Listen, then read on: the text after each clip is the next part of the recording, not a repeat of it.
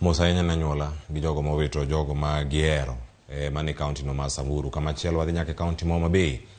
Warango kanyo gik mopogore opogore mosebedo kanyo katimre korao kanyo ni jodak manoka wanyalo yude e yo makare county ma Wajir go mos wayudo kanyo ni piem mageto kelo kanyakla apisa mag arita kwee ochakore ayanga e county ma Wajir odiochieng' ma kawuono. Piem no bende okelo kanyakla timbe mopogore opogore ma igeno ni biro konyo kedo kod puonj ma obam mano ma rowere ma kono osebedo ka yudo mamiyo gidonjo e timbe mag maundu kendo neno ni tudruok makare obedo e kind jopiny kod apisas mag arita kwee. Rowere ma Wajir ojiw mondo obed ondamo manyime e chiwo milome ne apisa mag arita kwee kaka yo mar neno ni kwee kod arita kwee makare obedo e gwenge ma kamago.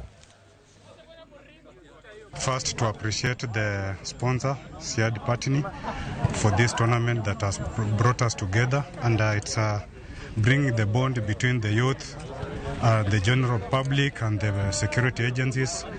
This area has a lot of mistrust between the security agencies and the youth, so the tournament will help in improving information sharing so that we will have timely response.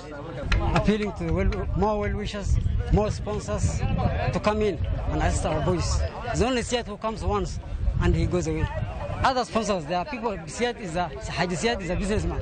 So many businessmen we have in Wajir, in Garissa, in Mandera, Nairobi. Please come forward and assist our boys so that we can nurture their talent.